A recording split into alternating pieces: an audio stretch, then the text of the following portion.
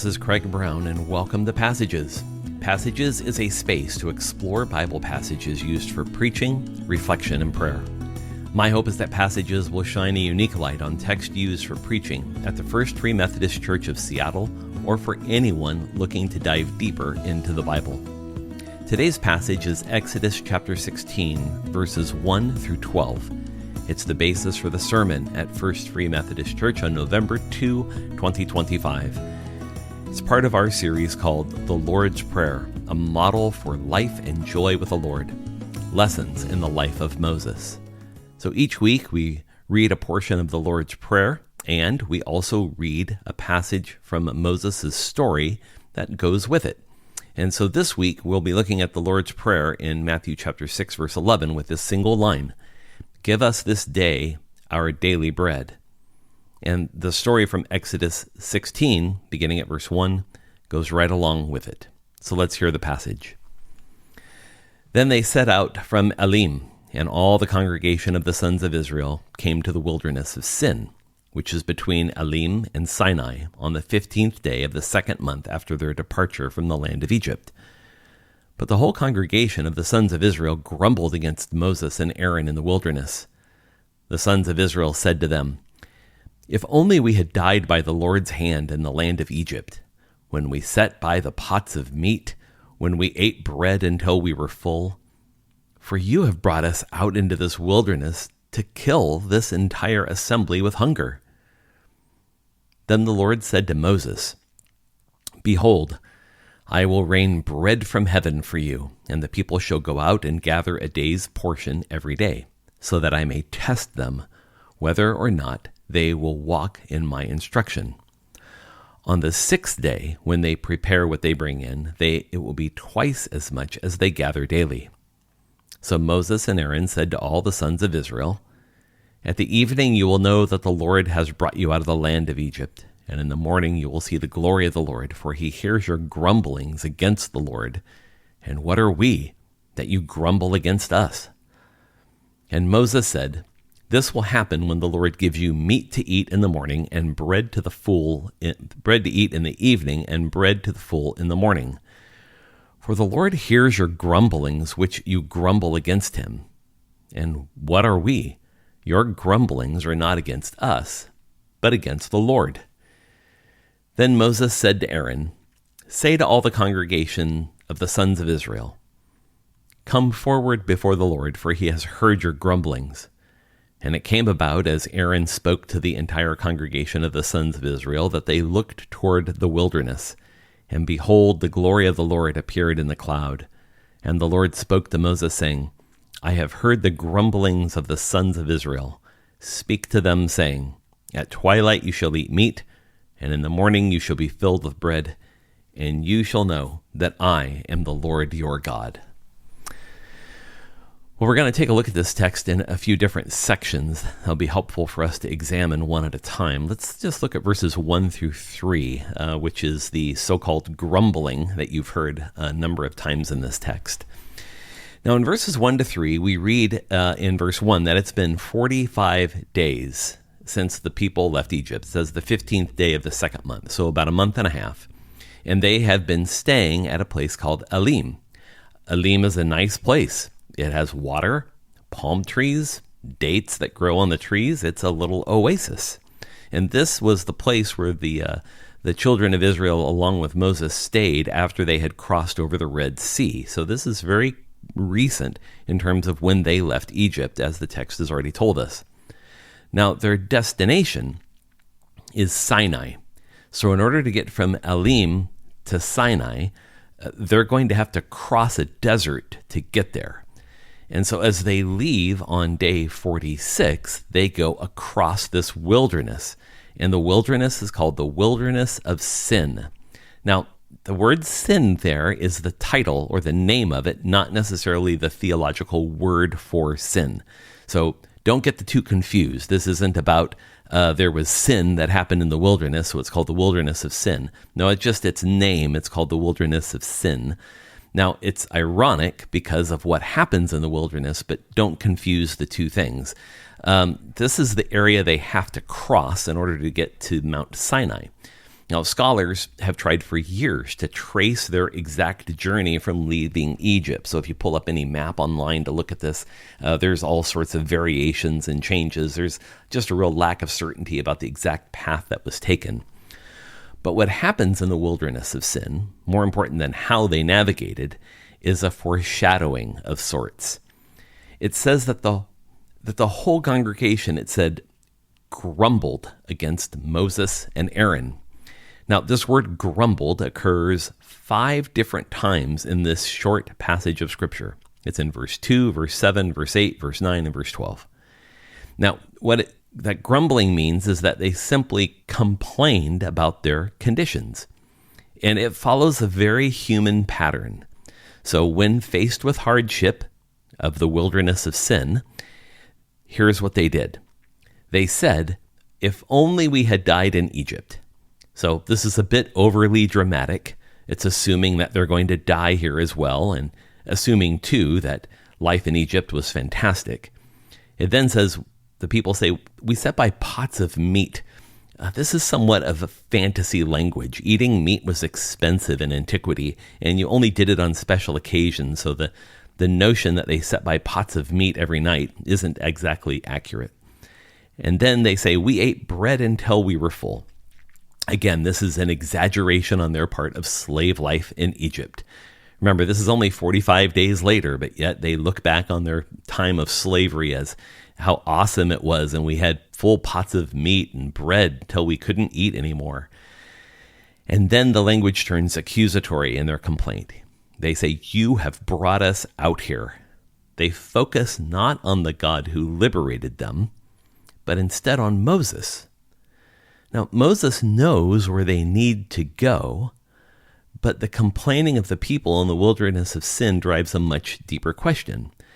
Moses has been to Sinai. He knows where it is. The question isn't how will they get there or where they're going. The question is whether the people will be faithfully obedient in that journey. And there's more of that to come. But for right now, let's just hold this key passageway. We are long to trust God and quick to complain. We are long to trust God and quick to complain. You know, the wilderness of sin is aptly named. Now remember, there's no connection between the name of this place and the concept of sin. It's simply coincidence and nothing more, but yet the irony is not lost on us. After the 10 signs of God's power in Egypt and the parting of the Red Sea, the complaining begins. We are keenly in touch with our lacking, our needing, our wanting. We feel it quickly and we give voice to it quickly. So no matter what God has done in the past, we oftentimes find ourselves in the exact same place as the Israelites, questioning.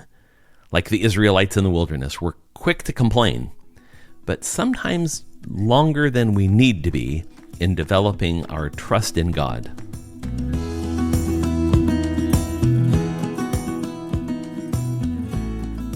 We now turn to the middle of this passage, verses 4 through 8, to take a look at God's provision for the people. Beginning at verse 4, God speaks a word to Moses about the complaints he is receiving. Now, there's nothing said about God's compassion or validation of their complaint. There's only action that's taken in response to it. And God tells Moses that he is going to rain bread on them. The word there is used for bread is manna. And it literally means, what is it? Manna is translated best into English, not as bread, but what is it? The people shall go out, and they're only going to gather 1 day's worth of it. Now, why becomes clear in that will they be faithfully obedient? Then God says in this text, he goes, I'm doing this so that I may test them whether or not they will walk in my instruction. Now remember, this whole episode happens before they arrive at Sinai and the giving of the law. So there's no 10 commandments yet. There's no laws for ritual purification. None of that stuff has been given to them yet. So in some ways, this is God's first law given to them. I want you to go out and harvest this bread, manna, but I only want you to harvest a day's worth.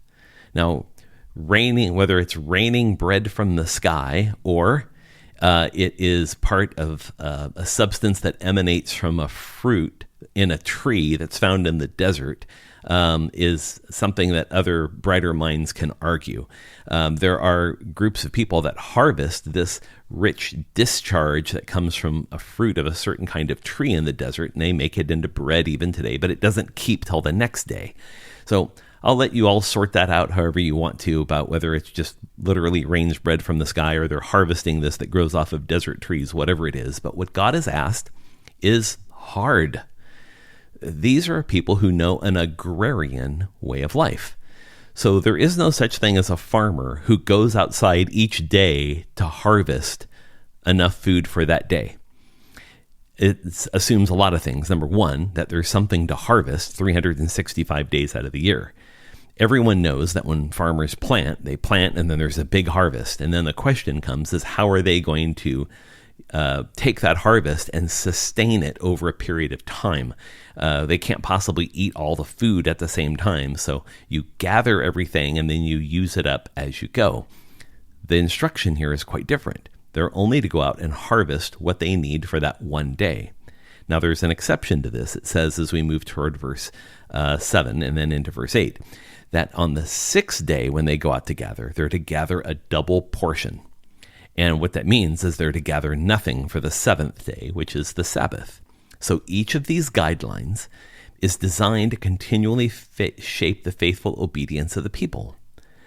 Now, Moses and Aaron then spoke to the Israelites about the provision of God and the included clarification.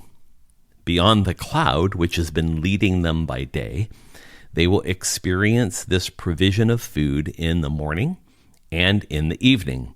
And Moses even says that you will see the glory of the Lord, of course, pointing to several things: the cloud that guides them by day, the manna that they're going to harvest, and the meat that we haven't read about yet that is going to be presented to them.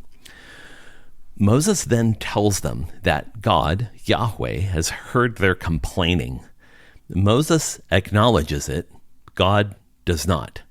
Yet Moses makes it clear that their complaining is actually directed to God and not he and Moses, or he and Aaron. Moses is trying to make it clear that the grousing and complaining of the people is something that they need to direct toward God. He continues to use this word grumbling and complaining in repetitive fashion. The people grumbled in verse 2, but Moses now uses the word against them in verses 7, 8, 9, and 12. And Moses tells them that God is going to give you meat in the evening and bread in the morning. That Yahweh hears their grumblings, which they grumble against him. Notice how he repeats the word. In Hebrew, you'd pick it up a little bit better. There's a little bit of a word play there that makes it kind of like a little rhyme. And Moses is really on them about this. And Moses asks this rhetorical question 2 different times in this text. What are we? In other words, as you're grumbling, he's saying, what are we? Your grumbling is directed toward God. Moses makes clear that they're not complaining, that they are complaining about the God who saved them, not Moses and Aaron's leadership. These grumblings and complainings are directed to God, and Moses points to the heart of the matter in the wilderness of sin. And that opens up another key passageway for us. And it is that God provides daily bread. When we pray this line in the Lord's Prayer, give us this day our daily bread, oftentimes we're focused on the bread. And perhaps our eye may need to land elsewhere. Give us this day our daily. Anyway, if we just stop there for a minute, that might be a better focus for us. Give us this day our daily.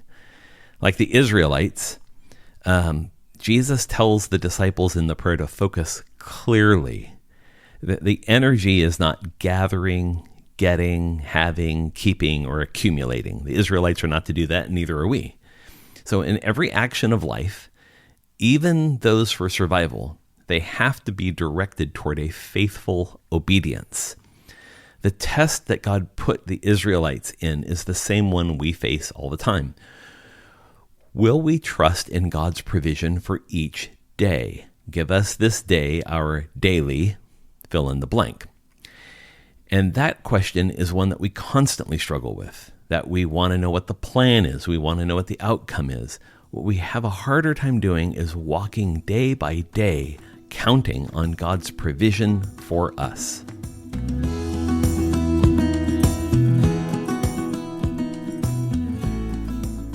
We now come to the closing several verses of the text in verses 9 to 12, and this is about the ongoing promise of provision. Now, Moses continues in this discourse of instruction to the people, telling Aaron to share a message with the people. He tells them to gather everyone together and come before the Lord, because God has heard your grumblings or complaining. It's in every way a brilliant move. Moses forces the people in every way to make their complaint directly to God. That he is, in a sense, by telling Aaron to bring the people together before the Lord, Moses and Aaron are getting out of the equation. There's no triangulation here. He simply reads it for what it is. The thing they're complaining to him about is what they're really complaining to God about. And so he needs to see that happen. Now, before they continue to Sinai, some things need to be set straight. The people, as they're listening to Aaron tell them and give them these instructions, it says they looked out into the wilderness and they saw the cloud which had guided them. And the cloud, remember, is the presence of Yahweh with the people. God is guiding them as they go through the wilderness. Yahweh spoke to Moses again and said that he has heard their complaining. And there are 3 distinct statements made to Moses by God that he is to convey to the people. The first one God says is, at twilight you shall eat meat. Notice the first act happens at the ending of what we consider our day, but in the Jewish culture and world, it's the beginning of the day. The day begins at sunset. So at twilight you shall eat meat. In the morning you shall eat bread, which is manna. And third, you shall know that I am the Lord your God. See, the rules are set. There's a cloud to guide them and sustenance to care for their journey. Why? It's a matter of faithful obedience. God makes it clear that all of this provision, all of this care is so that they can know him. And that's a key passageway for us, that God is found in the daily rhythm of the ordinary. Too often we look for great moments with God in our spiritual life. But in Exodus 16, we find a God who works in food and directions. Simple, daily stuff. We have to wonder about our own faithful obedience in every moment. Do we treat God's leadership so that it is active in the big moments of the day or the week or the month only? Or is it active in the small, seemingly insignificant moments of every day? You see, our faithful obedience also has to land in the daily rituals and routines of life, even in food and direction.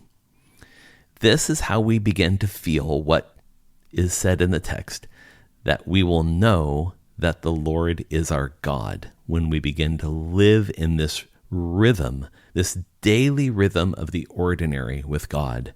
It's so important for us to not just think about God in the big things, but to think about God in the small things and the daily rhythm of the ordinary. I want to thank you for listening to the podcast here at First Free Methodist Church.